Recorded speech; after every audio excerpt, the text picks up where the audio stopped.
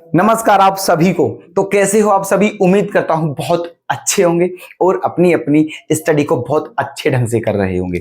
तो दोस्तों, आपकी स्टडी में चार चांद लगाने के लिए, उसे और बेहतर करने के लिए हम आपकी सेवा में आज फिर प्रेजेंट हुए हैं एक नए चैप्टर के साथ। तो आज का हमारा चैप्टर होगा दोस्तों, चैप्टर 4 है डिटर्मिनेंट्स, जिसे सारणिक बोलते हैं। तो हमने इससे पहले 3 चैप्टर्स बिल्कुल कंप्लीट कर लिए हैं विद बेहतरीन क्वेश्चंस। ठीक है, चैप्टर फर्स्ट क्या था? Relation function. चैप्टर 2 था आपका इनवर्स ट्रिगोनोमेट्रिक फंक्शन। और 3 क्या था? मैट्रिसेस। ठीक है, तो ये तीनों चैप्टर्स बहुत बेहतरीन तरीके से कंप्लीट करा दिए हैं हमने। जितने भी बेहतरीन क्वेश्चन थे सारे आपको प्रोवाइड करा दिए हैं। और जितने भी आपके चैप्टर होंगे 12th क्लास के, उन सभी चैप्टर्स को, ठीक है, टाइम से पहले जितने भी उनके बेहतरीन क्वेश्चन है वो सब आपको प्रोवाइड हो जाएंगे। इस बात की बिल्कुल भी टेंशन ना लें। ठीक है, बस आप डेली क्लास करते रहें। हम आपसे बस यही विनती करते हैं कि क्लास मिस ना करें। ठीक है, और फिर आप एग्जाम में देखना कि हमारा जो कराया हुआ है, ठीक है, उसमें से आपको कितना बेनिफिट होता है। ठीक है, ये बात आप खुद ही देख लेना।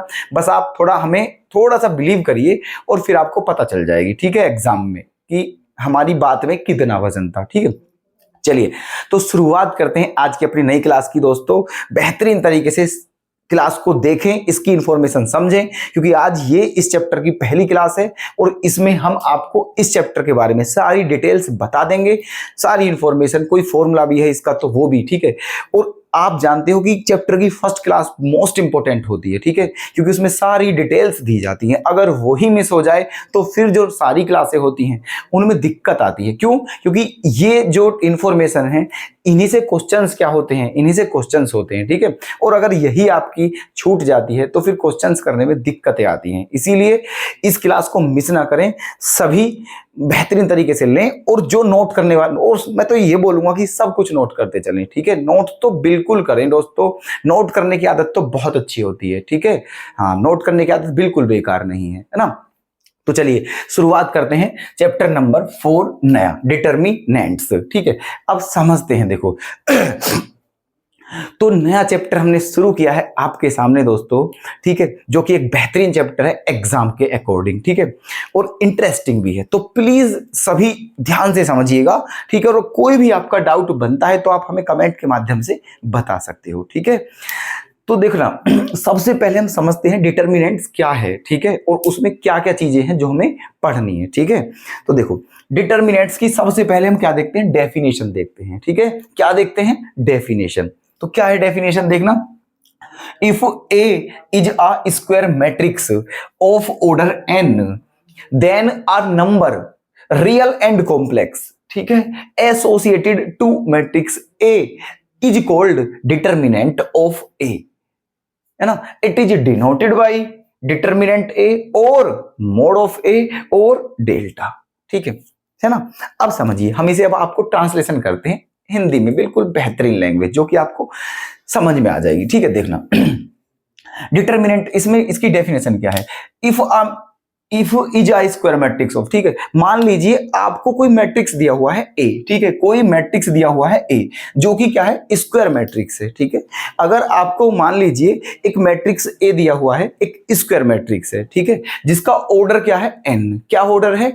एन। ठीक है, तो फिर क्या है? देन अ नंबर, ठीक है, then a number associated to a matrix A. ठीक है, तब, ठीक है, तब एक नंबर, अगर हमारे पास एक स्क्वायर मैट्रिक्स है तो एक नंबर, वो नंबर रियल भी हो सकता है, कॉम्प्लेक्स भी हो सकता है। तो एक नंबर जो है, ठीक है, वो एसोसिएट करता है। क्या करता है? एसोसिएट करता है किसको? मैट्रिक्स ए को। और इसे ही आप क्या बोलते हो? डिटर्मिनेंट बोलते हो। ठीक है, क्या बोलते हो? डिटर्मिनेंट। किसका?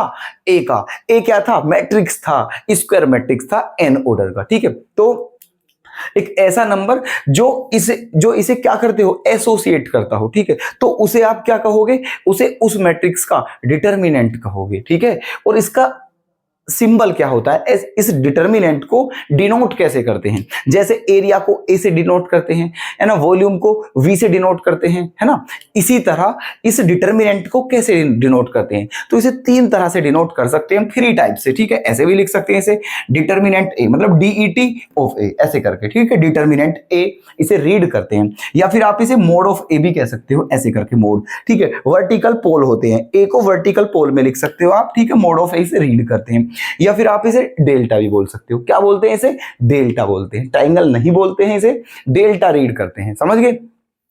तो ये तीनों जो सिंबल हैं ये डिटर्मिनेंट के हैं। तो किसी भी तरह से आप डिटर्मिनेंट को, इन तीनों में से किसी भी तरह आप डिटर्मिनेंट को डिनोट कर सकते हो, कोई दिक्कत वाली बात नहीं है। क्लियर है यहां तक? ठीक है, समझ में आ गई है कि डिटर्मिनेंट की डेफिनेशन क्या है। अब देखना इसके अंदर क्या क्या हम पढ़ेंगे और क्या क्या इंपॉर्टेंट चीज है ना, समझो। देखो, मान के चलो कोई आपको मैट्रिक्स दे दिया है ए, ठीक है। चलो पहले, इससे पहले एक छोटी सी बात और समझ लेते हैं, ठीक है। एक तो मैट्रिक्स हमने इससे पहले कंप्लीट कर लिया, ये डिटर्मिनेंट है, दोनों में थोड़ा सा डिफरेंस देख लेते हैं। मैट्रिक्स जो होगा, ठीक है, वैसे अगर एक तरीके से समझा जाए तो जो डिटर्मिनेंट है ना वो क्या है, एक तरीके से स्क्वायर मैट्रिक्स ही डिटर्मिनेंट होता है, ठीक है। जो स्क्वायर मैट्रिक्स होता है वही डिटर्मिनेंट है, बस उसका डिनोट करने का जो मतलब वो है स्टाइल, वो अलग है, ठीक है। मैट्रिक्स को आप स्क्वायर ब्रैकेट में लिखते हो, स्क्वायर ब्रैकेट में लिखते हो मैट्रिक्स को, बट डिटर्मिनेंट को आप क्या लिखते हो, मोड में लिखते हो, इस तरीके से, ऐसे, ठीक है। दो वर्टिकल पोल होते हैं उसके अंदर लिखते हैं, ठीक है।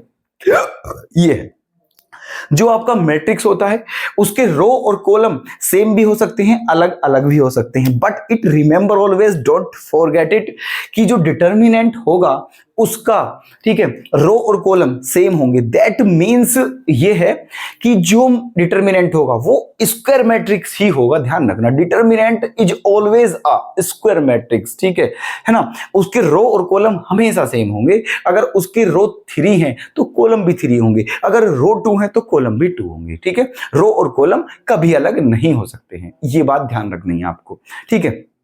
चलिए तो देखते हैं, हम देखें, जैसे कोई मैट्रिक्स ए आपको ये दे दिया है, ये कोई मैट्रिक्स है, इसका ऑर्डर क्या है, 2x2 है, ठीक है। रो भी 2 है, कॉलम भी 2 है, ठीक है। तो ये कोई मैट्रिक्स है। अब इसका आपको क्या निकालना है, डिटर्मिनेंट निकालना है। क्या निकालना है, डिटर्मिनेंट। तो इसको, इसका सिंबल क्या हो जाएगा, ये डिटर्मिनेंट ऑफ ए। कैसे निकालते हैं इसे, ये स्क्वायर ब्रैकेट था, अब स्क्वायर ब्रैकेट खत्म होकर के आपने पोल, वर्टिकल पोल के अंदर लिख दिए हैं ये सारे के सारे एलिमेंट, एज इट इज, जैसे थे ऐसे ही लिख दिए हैं, ठीक है। आगे चलते हैं, अब इसे सोल्व कैसे करते हैं, ठीक है। इसे सोल्व कैसे करते हैं, तो देखना, सोल्व करने के लिए क्या करते हैं, सबसे पहले आप इन दोनों की मल्टीप्लाई करते हो। सबसे पहले ध्यान रखना, इन दोनों की मल्टीप्लाई करते हो आप, इन दोनों की, ठीक है। तो देखो a11 इंटू a22 हो गया। उसके बाद फिर आप माइनस लगाते हो। क्या लगाते हो, माइनस, नोट प्लस माइनस, ठीक है। माइनस लगाते हो, फिर क्या करना है, फिर इन दोनों की मल्टीप्लाई करनी है, ठीक है। ये है, ध्यान रहे, पहले ऐसे मल्टीप्लाई करनी है, फिर ऐसे करनी है, ठीक है।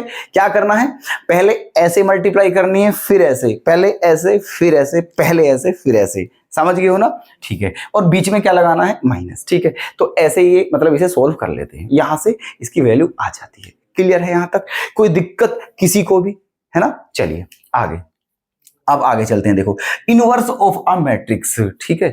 इनवर्स ऑफ अ मैट्रिक्स, अगर आपको एक मैट्रिक्स दिया हुआ है, ठीक है, ये जो पोर्शन है, ये इनवर्स जो फाइंड आउट करते हैं, ये कायदे में मैट्रिक्स का ही पोर्शन है।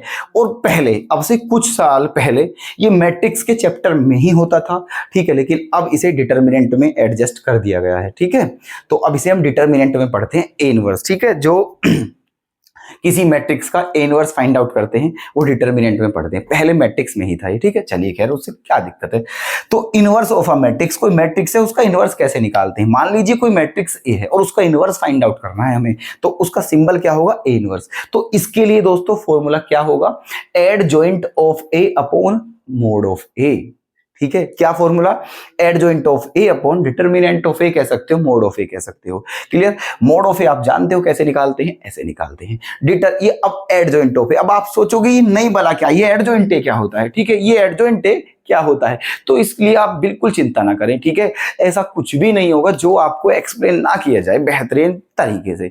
तो निश्चिंत रहें, बिल्कुल टेंशन तो लेनी ही नहीं है, ठीक है। हम ले रहे हैं आपके हिस्से की टेंशन, तो आप क्यों लोगे, आप क्यों लोगे बताओ, ठीक है, डोंट वरी।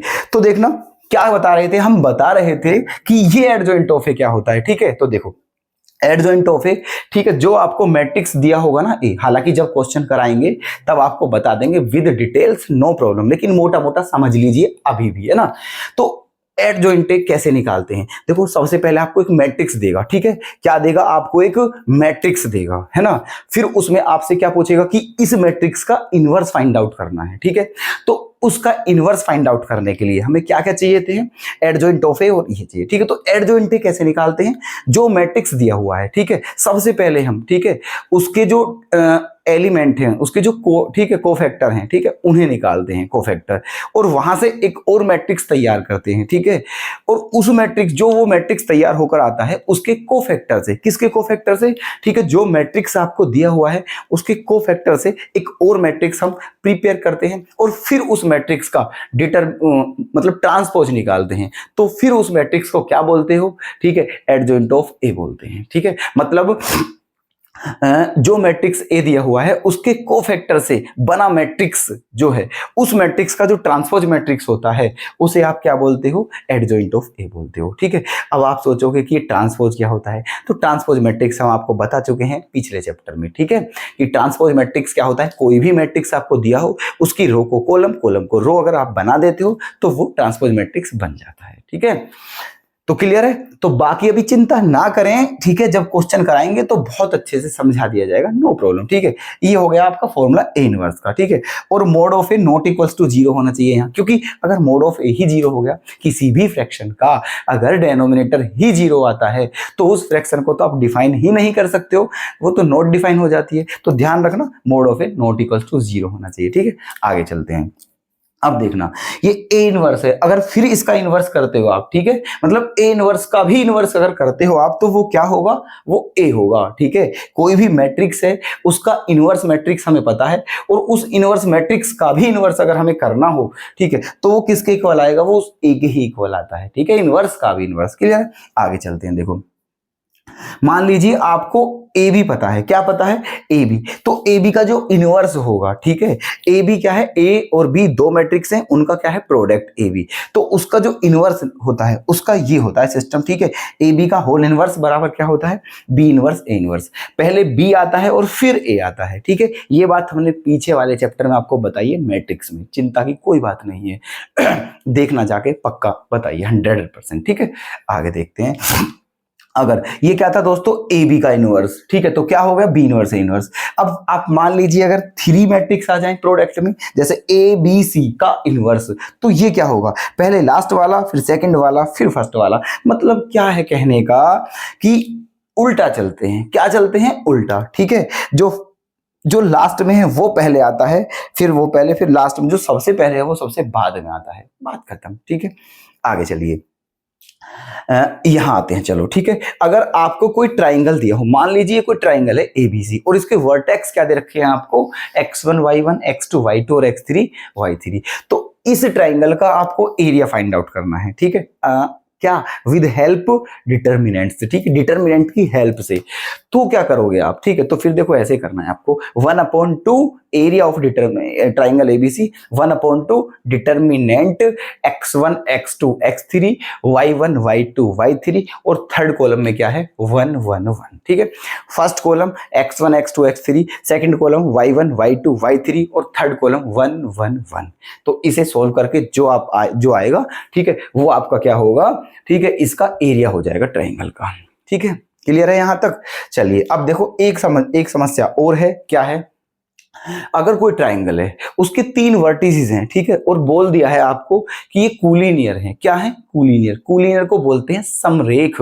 मतलब ऐसे 3 पॉइंट जो एक ही लाइन में हो उन्हें कूलिनियर बोलते हैं, ठीक है। अगर 3 पॉइंट एक ही लाइन में हैं तो उन्हें कूलिनियर बोलते हैं। तो अगर किसी ट्राइंगल के, कोई ट्राइंगल है समझ लीजिए, है ना, और उसके तीनों पॉइंट कूलिनियर हैं, तो ध्यान रखना उसका एरिया हमेशा 0 होगा, ठीक है। क्या होगा? उसका एरिया हमेशा 0।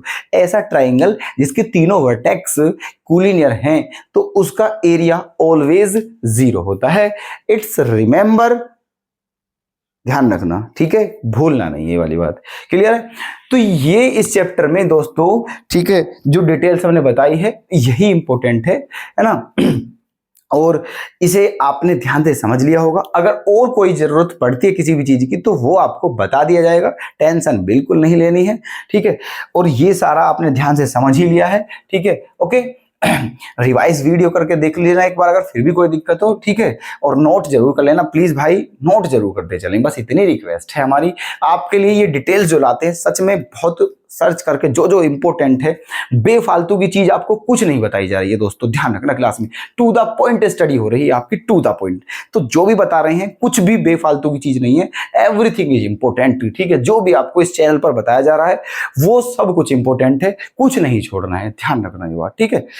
तो क्लियर है सभी कुछ, है ना। चलिए, तो आप समझदार हो, नोट कर लोगे, ठीक है। तो उम्मीद करता हूं आपको ये वाली क्लास बहुत पसंद आई होगी, ठीक है, और ये डिटेल्स बहुत अच्छी लगी होंगी। तो दोस्तों अब यहीं इस क्लास को विराम देते हैं और कल आपसे फिर मुलाकात करते हैं बेहतरीन क्वेश्चन के साथ, ठीक है। तो मिलते हैं दोस्तों। अगर आपको हमारी क्लास पसंद आ रही हो तो प्लीज चैनल को सब्सक्राइब कर लें अगर नहीं किया हो तो, और वीडियो को लाइक करें, शेयर करें दोस्तों, हमारा भी मनोबल बढ़ाते चलें। धन्यवाद।